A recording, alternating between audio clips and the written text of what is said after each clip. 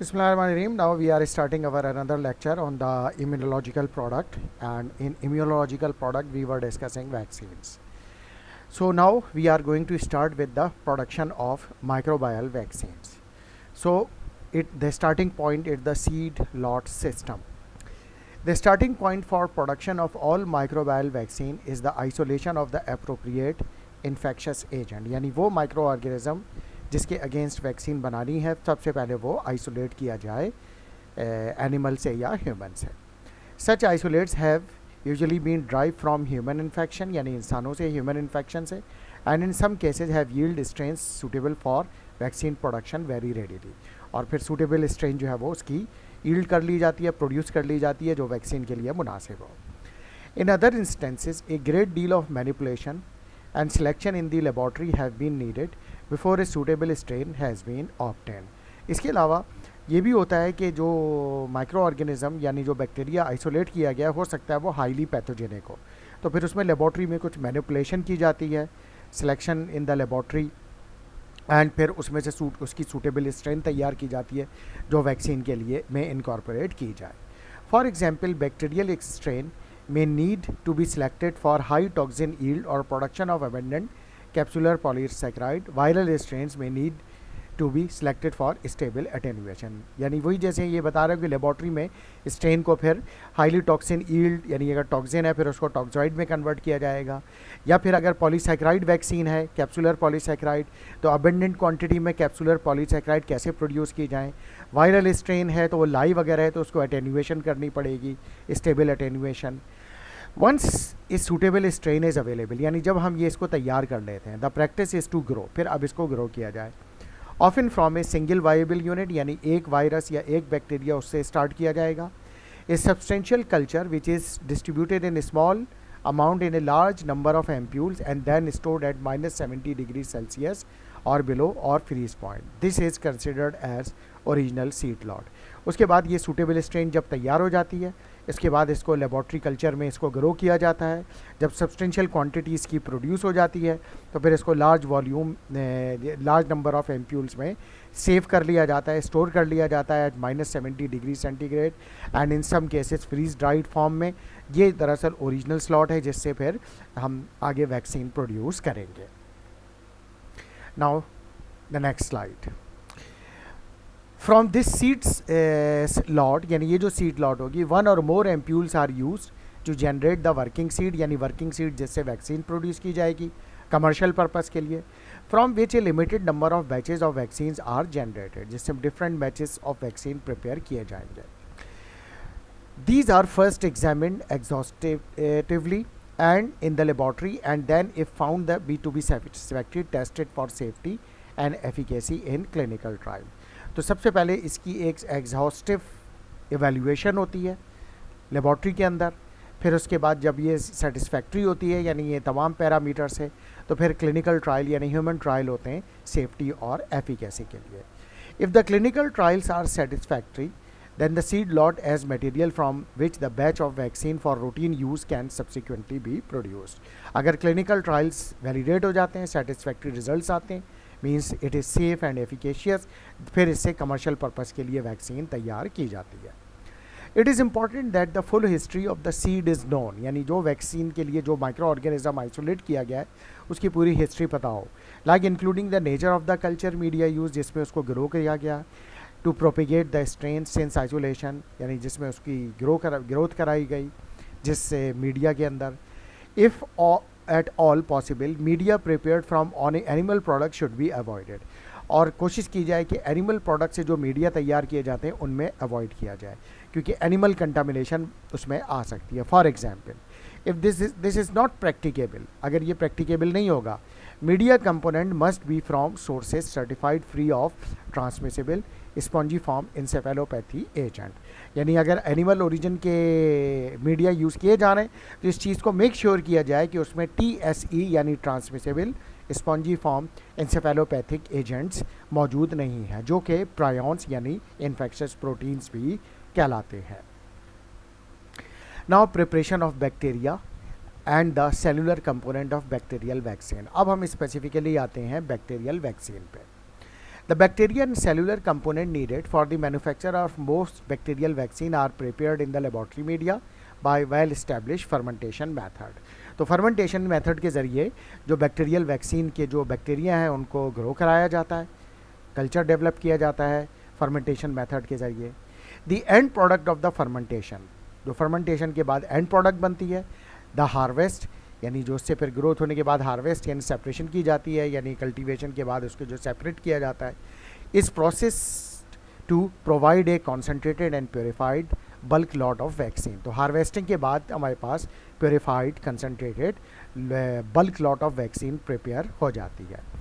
This vaccine conveniently stored for long period of time, even sold to other manufacturer prior to further processing. तो इसको जो है वो store कर लिया जाता है, काफ़ी इसकी लाइफ काफ़ी प्रोलॉन्ग होती है अगर इसको रेफ्रिजरेटेड टेम्परेचर पर या जो भी इसकी रिकमेंडेशन है फ्रीज डाइट या बिलो फ्रीजिंग पॉइंट उस पर रखना है, अगर उस पर रखा जाए तो फिर इसकी शेल्फ लाइफ बहुत ज़्यादा होती है, तो इसलिए लॉन्ग पीरियड ऑफ टाइम तक इसको रखा जा सकता है. और ये जो बल्क प्रोडक्ट है ये दूसरे सप्लायर को जो कि वैक्सीन प्रिपेयर करते हैं स्मॉल एमपी वैक्सीन वाइल में, उनको भी सप्लाई किया जा सकता है.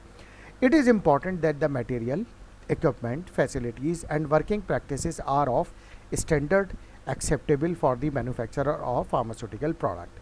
तो वो जो प्लेस है जहाँ पर ये मैन्युफैक्चर की जा रही है उसमें जो इक्विपमेंट यूज़ किए जा रहे हैं, मटेरियल्स यूज़ किया जा रहा है, फैसिलिटी है, वर्किंग प्लेस जो है, वहाँ के जो स्टैंडर्ड्स हैं वो जो कि FDA ने, ड्रैप ने और यूरोपियन मेडिसिन इवैल्यूएशन एजेंसी ने जो उसके स्टैंडर्ड दिए हुए हैं कि एक वैक्सीन मैन्युफैक्चरिंग एरिया इस तरह का होना चाहिए, इक्विपमेंट ऐसे होने चाहिए, वर्किंग प्लेस ऐसी होनी चाहिए, फैसिलिटीज़ ये अवेलेबल होनी चाहिए, तो वो तमाम रिक्वायरमेंट वहाँ पर फुलफ़िल की जा रही हो.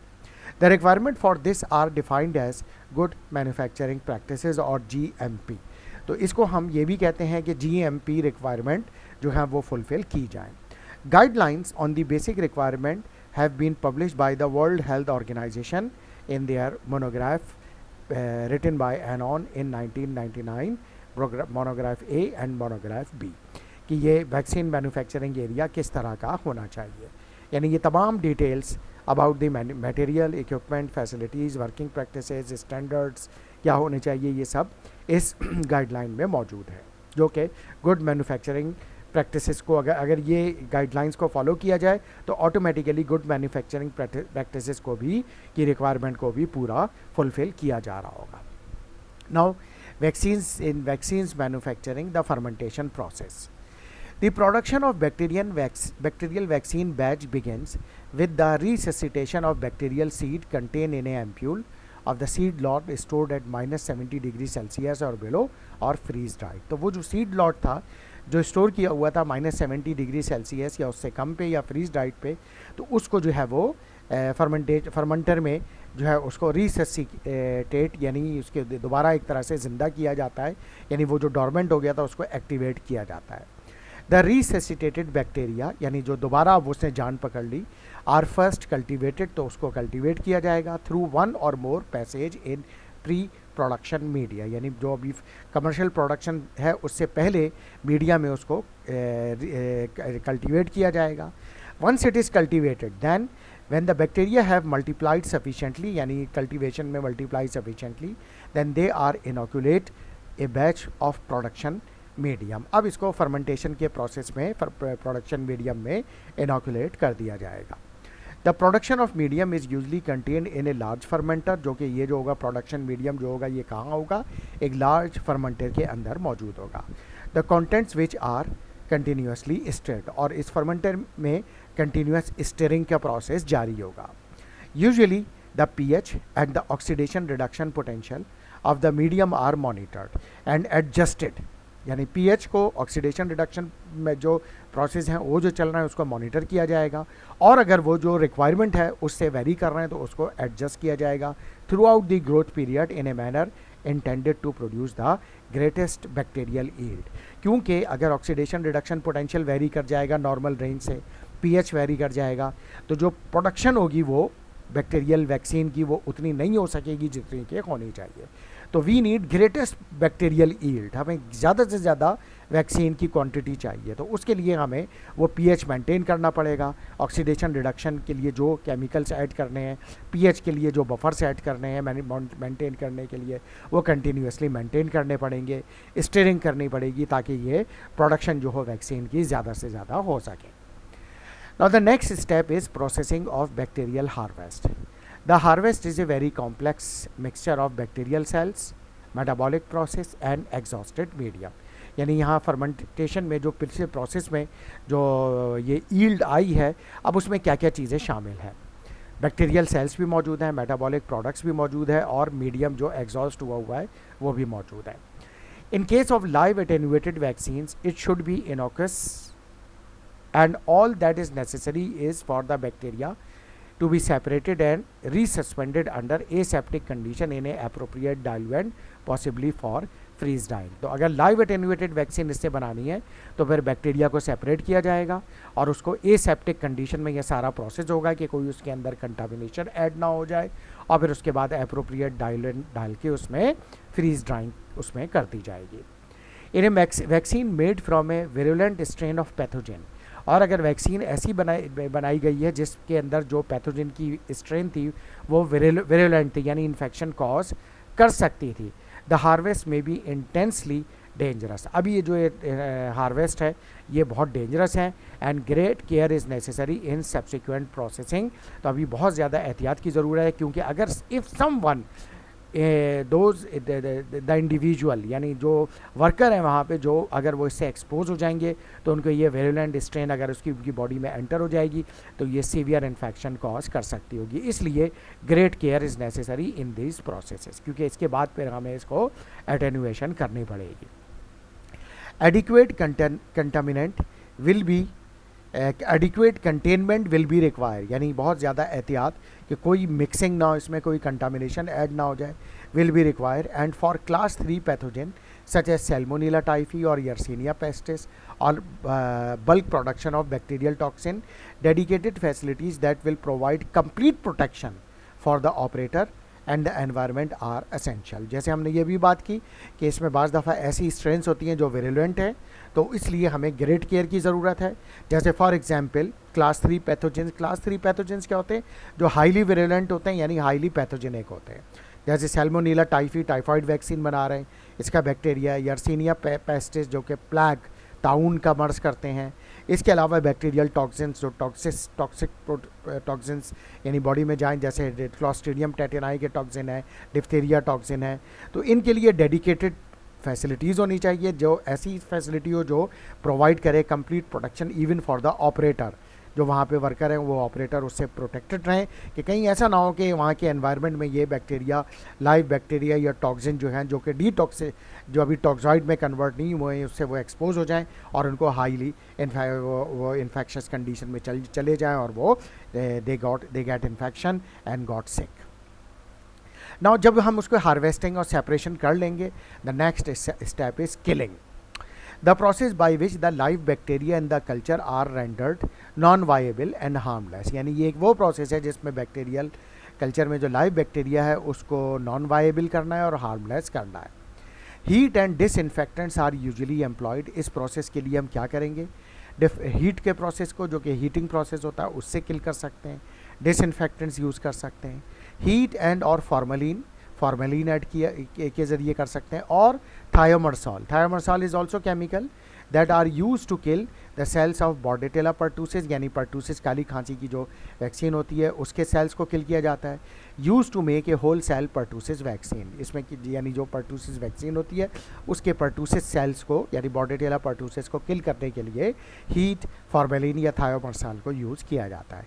इसके अलावा phenol was use to kill the Vibrio cholera, यानी कॉलरा जो हैज़ा का विब्रियो कॉलरा बैक्टीरिया है उसको किल करने के लिए विब्रियो कॉलरा वैक्सीन जो बनाई जाती है उसको किल करने के लिए फिनॉल यूज़ किया जाता है। एंड ऑल्सो सैल्मोनेला टाइफी यानी जो टाइफाइड वैक्सीन है, cells use in now obsolete whole cell cholera and typhoid vaccine. हाँ, ये अलग बात है कि आज के दौर में ये जो Vibrio cholera vaccine whole cell या Salmonella typhi whole cell vaccine अब यूज़ नहीं की जाती, बल्कि ये इनके जो कंपोनेंट्स हैं, सब यूनिट्स हैं, वो यूज़ किए जाते हैं।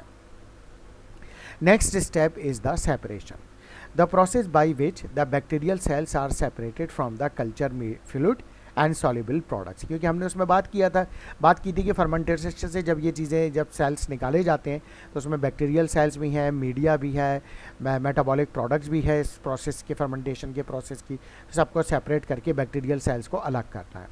उसके लिए क्या करें, सेंट्रीफ्यूगेशन यूजिंग आइदर ए बैच और कंटिन्यूस फ्लो प्रोसेस और अल्ट्राफिल्ट्रेशन इज कॉमनली यूज। तो सेपरेशन के लिए दो टेक्निक यूज़ की जाती हैं, एक सेंट्रीफ्यूगेशन और दूसरी ultrafiltration.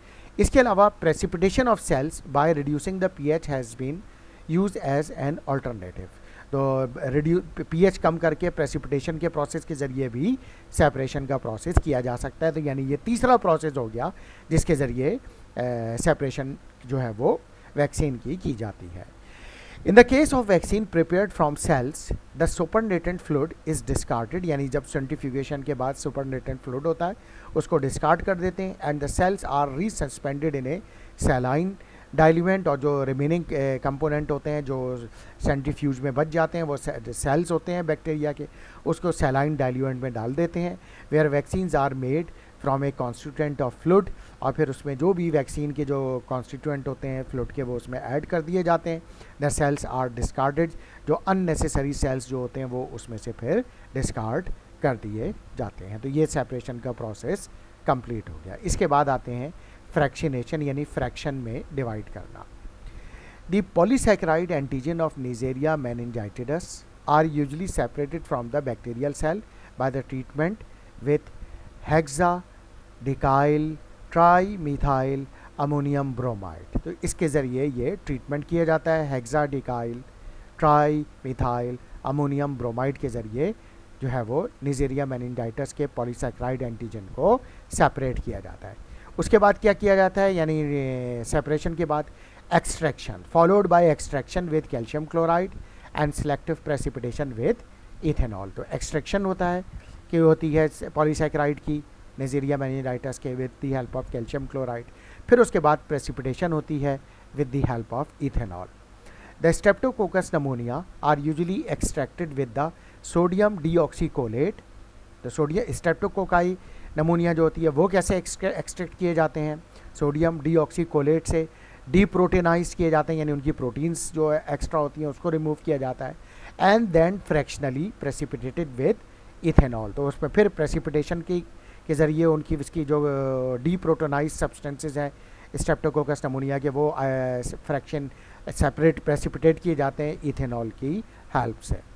The purity of the extracted material may be improved.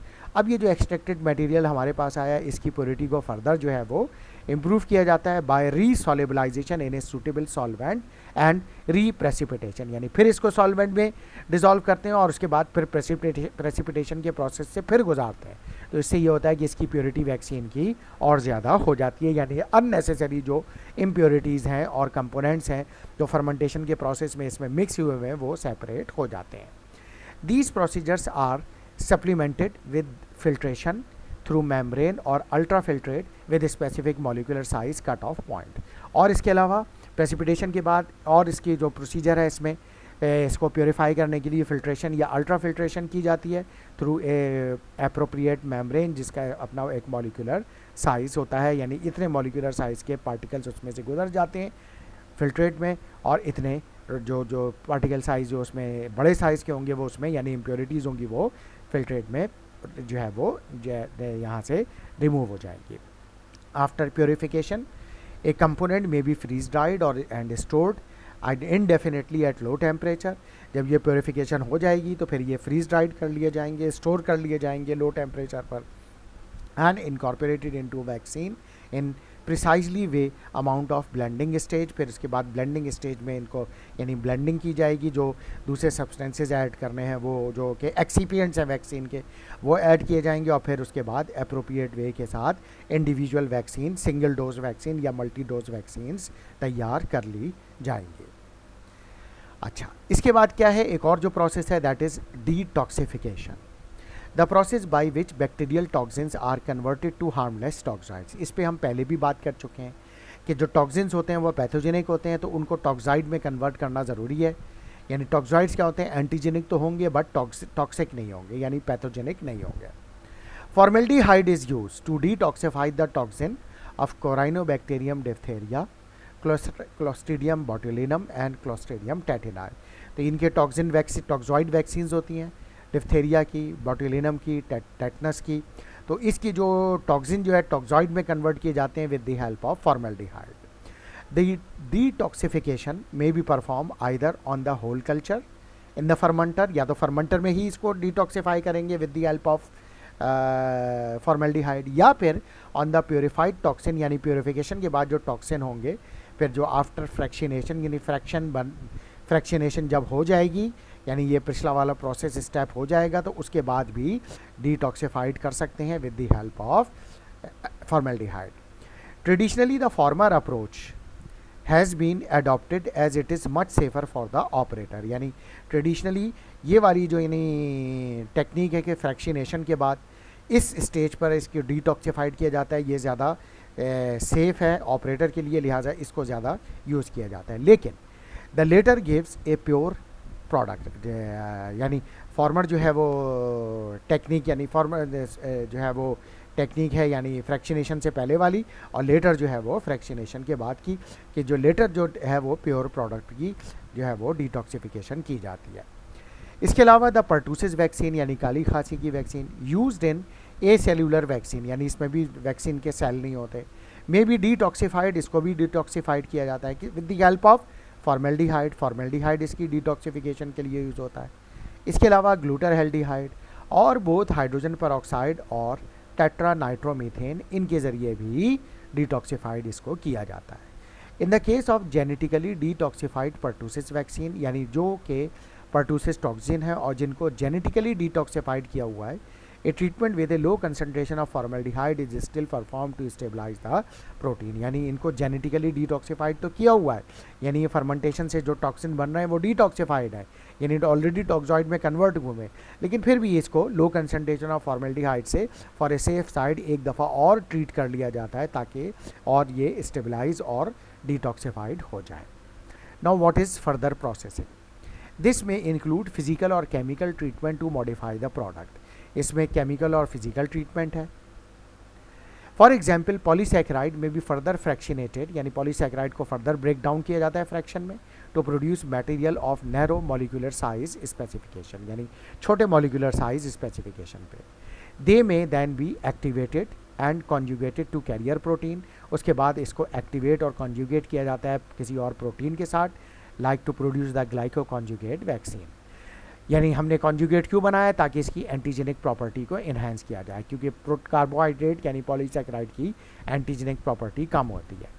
Further purification may then be required to eliminate unwanted reactants and byproducts, यानी अभी जो हमने फर्दर प्रोसेसिंग की है, कॉन्जुगेशन की है, तो उसमें जो अगर अनवांटेड कोई प्रोटीन्स ऐड हो गई हैं तो उनको सेपरेट करने के लिए फर्दर प्योरिफिकेशन की जाती है। These processes must be done under the condition that minimize extraneous microbial contamination, और इस पूरे प्रोसेस को इस तरह से मेंटेन किया जाता है कि इसमें किसी किस्म की और कोई एक्सटर्नल माइक्रोबायल कंटामिनेशन ऐड ना हो। If sterility is not achievable, यानी अगर स्टेराइल एनवायरनमेंट अचीवेबल नहीं है, then strict bioburden limits are imposed, तो फिर इसमें बायोबर्डन लिमिट यानी माइक्रोबायल अगर कंटामिनेंट ऐड हो रहे हैं तो उसकी एक लिमिट होनी चाहिए कि इतने तक अलाउड है, इससे ज़्यादा नहीं होने चाहिए, तो वो लिमिट डिफाइन होनी चाहिए और उसको कंट्रोल होना चाहिए कि इससे ज़्यादा नहीं होंगे। फिर उसके बाद वैक्सीन को एड्जॉर्प्शन के प्रोसेस से निकाला जाता है। The adsorption of the component of A vaccine on a mineral adjuvant, यानी किसी मिनरल से एड्जॉर्ब किया जाता है, यानी सरफेस से अटैच किया जाता है। द मिनरल एडजुवेंट और कैरियर, इसको कैरियर भी कहा जाता है, most often use are aluminium hydroxide and aluminium phosphate and rarely calcium phosphate. तो ये तीन एडजुवेंट सबसे ज़्यादा यूज़ होते हैं, aluminium hydroxide, aluminium phosphate and calcium phosphate. Their effect is to increase the immunogenicity and decrease the toxicity local and systemic of the vaccine, यानी इसका purpose क्या है? एड्जॉर्प्शन का प्रोसेस कराने का। इससे क्या है, ये वैक्सीन की इम्यूनोजेनिसिटी को बढ़ाते हैं और टॉक्सिसिटी को ये कम करते हैं एट द लोकल साइट जहाँ पे वैक्सीन लगाई गई है, या फिर पूरी बॉडी में ही सिस्टमिक भी। तो इसलिए ये एड्जॉर्प्शन का प्रोसेस किया जाता है। Diphtheria vaccine tetanus vaccine, diphtheria tetanus combined vaccine and diphtheria tetanus pertussis combined vaccine, which is whole cell या acellular vaccine है, are generally prepared as adsorbed vaccine. ये भी adsorbed vaccine combine हो या separate हो, absorbed vaccine के तौर पर तैयार की जाती है. इसके अलावा conjugation हम बात कर चुके हैं कि conjugate किया जाता है. The linking of vaccine component that induce an inadequate immune response with a vaccine component that induces a good immune response. यानी ऐसी वैक्सीन जिसका inadequate immune response आता है तो फिर उसको conjugate किया जाता है, यानी अटैच किया जाता है किसी ऐसे सब्सटेंस से ताकि उसका good immune response आ सके. For example, the immunogenicity for infants of the capsular polysaccharide vaccine of Haemophilus influenza type B is greatly enhanced by the conjugation of the polysaccharide with diphtheria or tetanus toxoid. तो उसमें क्या हो, जैसे Haemophilus influenza type B vaccine है, इसमें क्या है कि इस बैक्टीरिया के पॉलीसैकेराइड यूज़ किए जाते हैं इम्यूनोजेनिक इफेक्ट प्रोड्यूस करने के लिए इन्फेंट में. लेकिन क्योंकि पॉलीसैकेराइड है तो इनकी जो कैप्सूलर पॉलीसैकेराइड है उसकी इम्यूनोजेनिसिटी वीक है. लेकिन जब इन्हीं पॉलीसैकेराइड को कॉन्जुगेट कर दिया जाता है डिप्थेरिया या टेटनस टॉक्सॉइड से, तो फिर इस वैक्सीन की जो इम्यूनोजेनिसिटी है यानी एंटीबॉडी प्रोड्यूस करने की जो सलाहियत है वो बढ़ जाती है. और ये जो कॉन्जुगेशन की कहाँ की जाती है, outer membrane protein of the polysaccharide. और इसी तरीके से नाइजीरिया मेनिंजाइटिस का जो बैक्टीरिया है इसकी भी आउटर मेम्ब्रेन पर यानी पॉलीसैकेराइड पर ये कॉन्जुगेट यानी टॉक्साइड जो हैं वो डिप्थेरिया या टेटनस के अटैच किए जाते हैं या कॉन्जुगेट किए जाते हैं. तो इस तरह से ये कॉन्जुगेशन वैक्सीन तैयार होती है. नाउ इसी तरीके से production of the viruses and the components of the viral vaccines. अब ये तो हमने बैक्टीरियल वैक्सीन की बात की थी और थोड़ा बहुत हमने इनिशियली डिस्कस किया था some little information about the production of viral vaccine, लेकिन यहाँ हम थोड़ा सा और डिटेल में बात करेंगे. वायरसेस का प्रॉब्लम ये क्या है कि they replicate only in the living cells. Bacterial जो है वो आर्टिफिशियल लेबॉर्ट्री कल्चर मीडिया पर ग्रो कर जाते हैं, लेकिन वायरसेस को ग्रो करने के लिए लिविंग सेल चाहिए होता है. So the first viral vaccine were necessarily made in the animal. तो पहली वायरल वैक्सीन एनिमल में बनाई गई. Small pox vaccine in the dermis of the calves and sheeps and rabies vaccine in the spinal cord of rabbit and brains of the mice. तो smallpox vaccine किस में बनाई गई, skin on dermis यानी skin of calves and sheeps में. Rabies vaccine spinal cord of rabbits and brains of mice में. Such method are no longer use. लेकिन अब ये मेथड यूज़ नहीं होते इन एडवांस वैक्सीन प्रोडक्शन.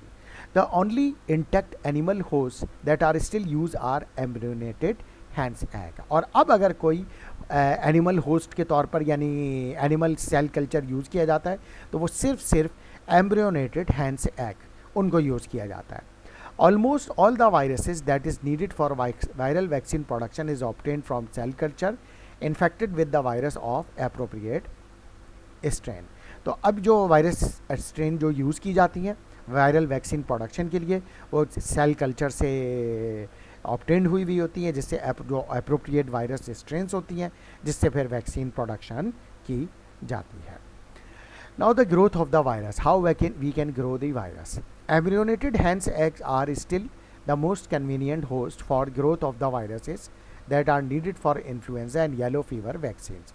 तो ये जो हैंड्स एग है एम्ब्रियोनेटेड, इसमें इन्फ्लुएंजा वायरस इनोकुलेट किया जाता है या येलो फीवर वायरस और फिर वो उसमें कल्टीवेट और ग्रो होते हैं. Influenza virus accumulate in high titre in allantoic fluid of the eggs. और उसमें जो एलेंटॉइक फ्लूइड होता है एग में उसमें हाई क्वांटिटी में इन्फ्लुएंजा वायरस एक्यूमुलेट होते हैं, जबकि yellow fever virus accumulate in the nervous system of the embryo. तो उसी हैंड्स एग के एम्ब्रियो के जो नर्वस सिस्टम है उसमें येलो फीवर वायरस तेज़ी से एक्यूमुलेट और कल्टीवेट यानी ग्रो करते हैं. It is important to use eggs from disease free flocks and emphasise is place on screening the latter for various avian viruses. तो जो भी एम्ब्रियोनेटेड एग्स इस पर्पस के लिए यूज़ किए जा रहे हैं for the growth of influenza virus या yellow fever virus to prepare their vaccine, तो वो एग्स ऐसे हों जो कि ऐसे एनिमल से जो है वो ऑब्टेन किए गए हों जिसको किसी किस्म का कोई इन्फेक्शन ना हो, यानी वो डिजीज़ फ्री स्पेशीज़ हों.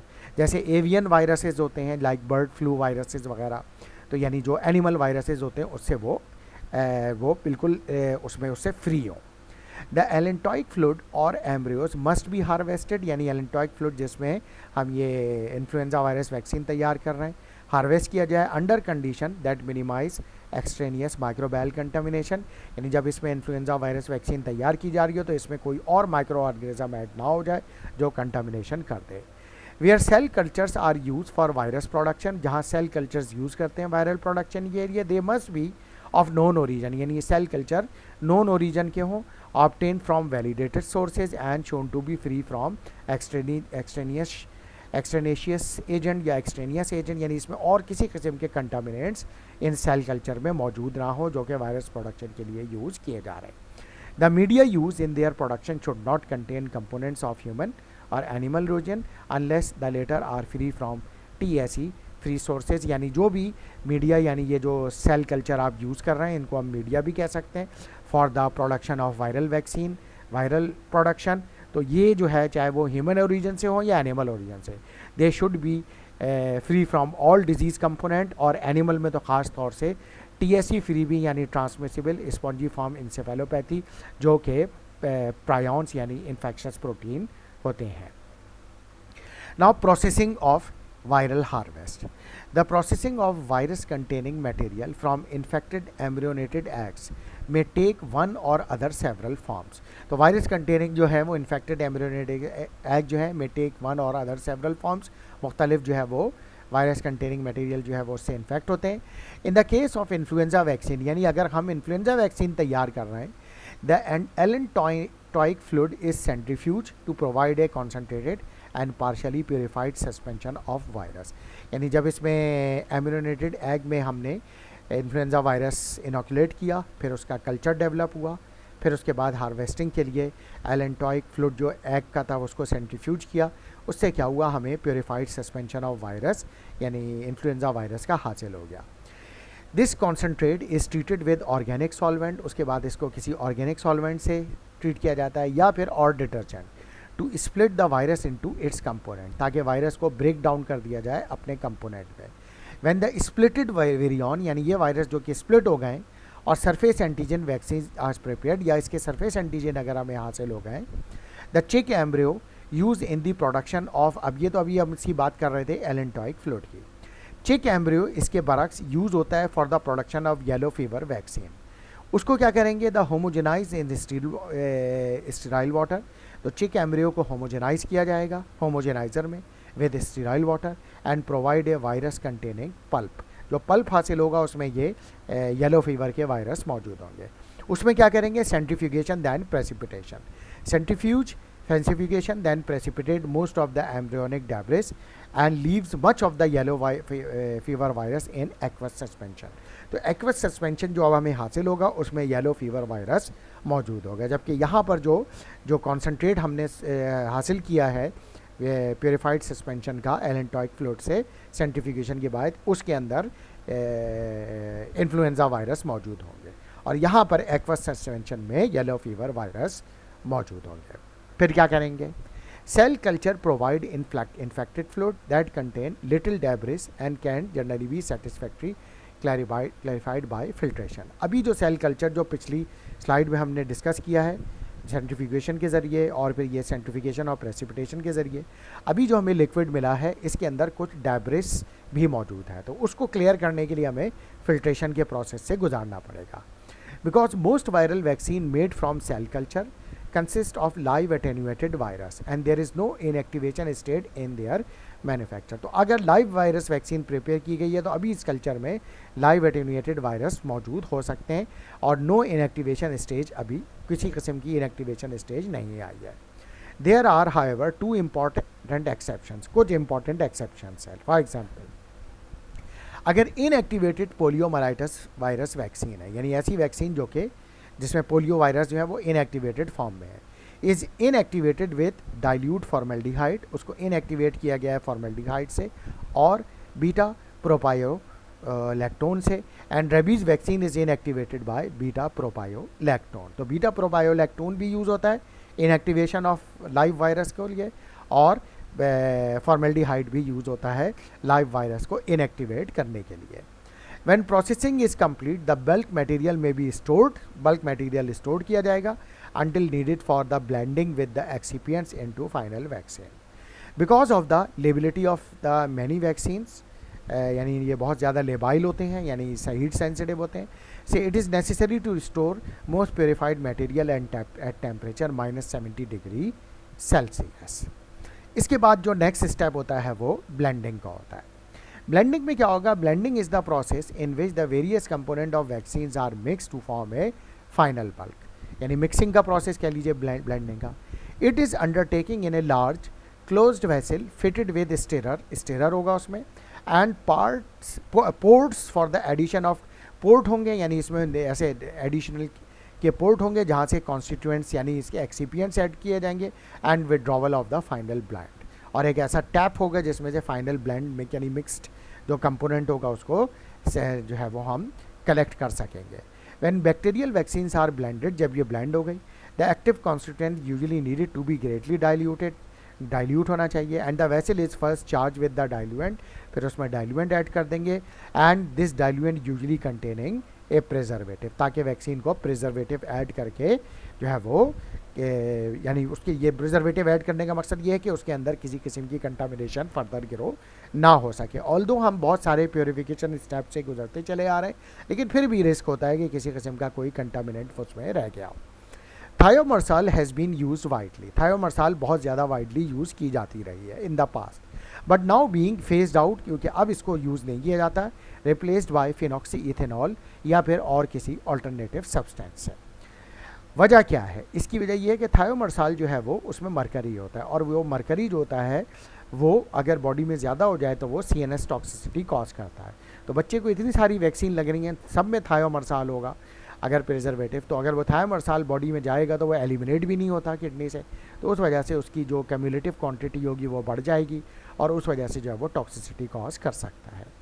ए single component final bulk is made by adding bacterial suspension, bacterial component of concentrated toxoid, bacterial suspension होगा, टॉक्साइड्स हो सकते हैं in such quantity that it is at the required concentration in the final product, यानी उसके अंदर concentration की bacteria या toxoid की वो हो जो कि फाइनल प्रोडक्ट में होनी चाहिए, यानी सिंगल डोज में होनी चाहिए. A multiple component final bulk of combined vaccine is made by adding each required component in sequence, यानी जो मल्टी कंपोनेंट वैक्सीन है जैसे DPT है, डिप्थेरिया, पर्टूसिस, टेटनस, या MMR है, मीजल्स, मम्स, रूबेला, तो उनको एक एक करके एक ही सिंगल वाइल में ऐड किया जाता है. When viral vaccines are blended, viral vaccine अगर इस तरह से मिक्स की जाएँ, the need to maintain adequate antigenicity, उनकी एंटीजेनिसिटी को बरकरार रखा जाए, और इन्फेक्टिविटी में प्रीक्लूड डाइल्यूशन, और इन्फेक्टिविटी जो है वो उसकी ख़त्म की जाए, डाइल्यूशन किया जाए.